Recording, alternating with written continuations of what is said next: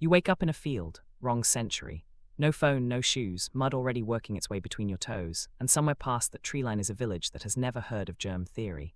You have maybe 6 hours before your first real threat finds you. This isn't a thought experiment. This is survival math, and almost everything that would actually keep you alive would sound completely made up if someone told you today.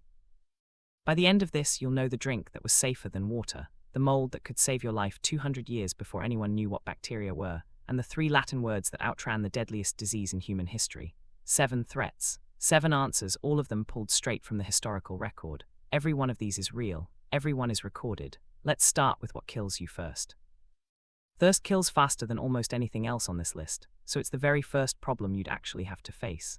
Your instinct says find the nearest stream and drink. Bad instinct. Medieval towns dumped waste into the same water they pulled drinking supplies from, and open wells sat close enough to cesspits that contamination was constant, especially anywhere inside a walled town where space was tight and runoff had nowhere clean to go.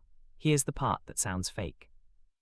The safest common drink in a medieval town wasn't water at all. It was small beer, a weak, low-alcohol ale brewed specifically for everyday drinking, including by children, served at breakfast the way you'd pour juice. The historian Richard Unger, who has spent decades studying medieval brewing, has documented just how central this drink was to daily survival, not as a treat, but as infrastructure. The brewing process required boiling the wort, and that boiling step killed off the pathogens lurking in the local water supply, even though nobody understood why it worked. You wouldn't have known the word bacteria. You'd have known the taste of the one drink that didn't make half the village sick. Thirst solved. Now the wound problem, because in a world without modern medicine, a cut you'd ignore today becomes the thing that actually kills you. Say you slice your hand on a broken tool. In your century, you'd rinse it and move on.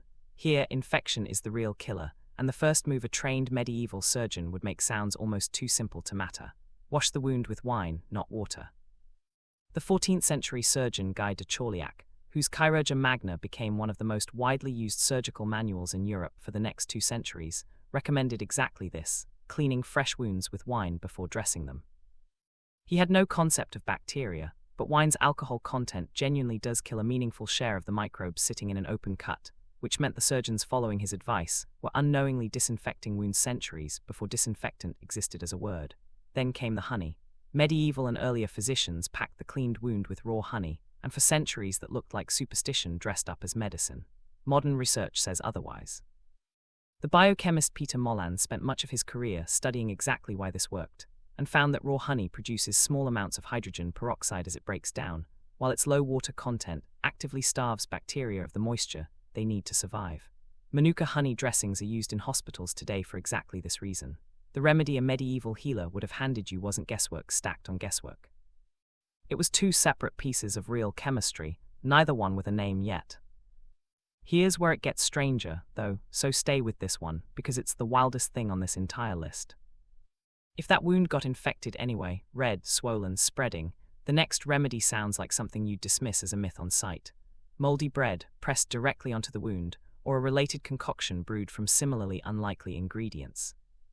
In 2015, researchers at the University of Nottingham, led by the microbiologist Freya, tested a 1,000-year-old Anglo-Saxon recipe called Bald's eyesalve, a mixture including onion, garlic, wine and bile, aged in a brass vessel for exactly 9 days, following the original instructions to the letter.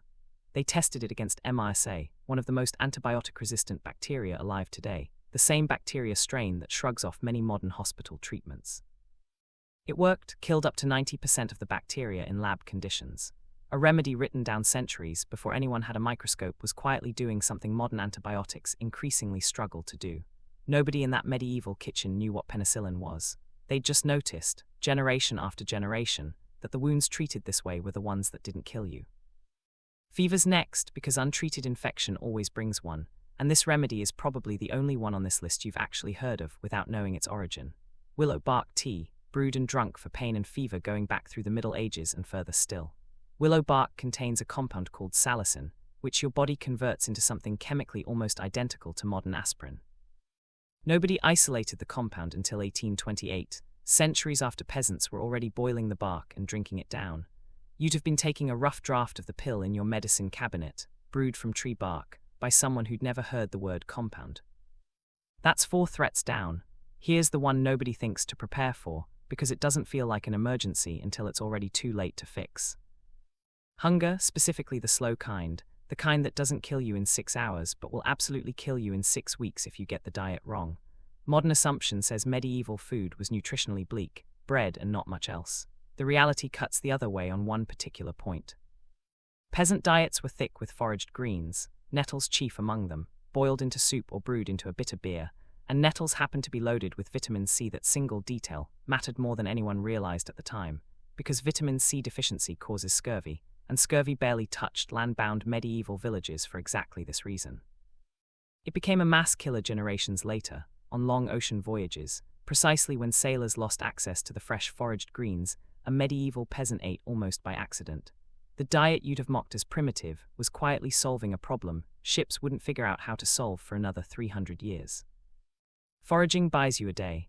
Meat is the harder problem, because you can't kill something new every single time you're hungry, and rot moves faster than you'd expect. The answer sitting in nearly every medieval household was salt, packed directly into cuts of meat, or smoke, curling up through a hung carcass in a shed built specifically for the job. Both techniques pull moisture out of the meat, and bacteria need that moisture to multiply, so drawing it out effectively shuts down spoilage before it starts. A side of pork, salted and smoked correctly, could last through an entire winter without refrigeration of any kind. You'd have looked at a smokehouse and seen nothing but old wood and stink. It was actually one of the only functioning food safety systems, standing between a village and mass food poisoning every single year. You've made it through thirst, injury, infection, fever, and hunger. Cold is next, and it's quieter than everything else on this list, which is exactly what makes it dangerous. Nightfall in most seasons drops the temperature fast, and modern instinct says get dry clothing immediately. Medieval instinct and modern outdoor survival experts both say something stranger. Wool, specifically wool that's already wet. Unlike cotton, wool retains a significant portion of its insulating power even when soaked through, because the fiber traps warm air pockets close to the skin regardless of moisture. Peasant clothing was overwhelmingly wool for exactly this reason, not fashion, survival. A soaked wool cloak kept you alive in conditions that a soaked cotton shirt would let kill you. And once you needed fire, you wouldn't have reached for matches because matches didn't exist yet. You'd have reached for flint, steel, and a scrap of charred cloth, a kit small enough to carry in a pouch, capable of throwing a spark hot enough to catch tinder in seconds once you knew the angle to strike it at. Every peasant household kept one by the hearth for exactly the reason you'd suddenly need one yourself. Now the last threat, the one that makes every other item on this list look small by comparison. Say word reaches your village that plague has broken out 2 towns over. Everything in you wants to understand it, maybe help, maybe watch, maybe wait for more information before you move.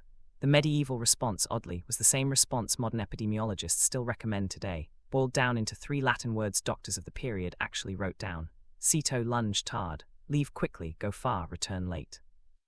The historian Samuel Cohn, who has spent his career studying how medieval Europe actually responded to plague outbreaks, found that this advice, however primitive it sounds, was frequently the single most effective intervention available, centuries before anyone understood what a pathogen even was. Wealthy families who left the city at the first rumor and stayed away for months routinely fared better than those who waited to see how bad things got. No germ theory, no vaccines. Just distance, applied early, and applied without hesitation. It's the same principle behind every evacuation order and lockdown you've lived through, minus the science to explain why it worked. So here's your 6 hours, laid end to end, threat by threat, remedy by remedy.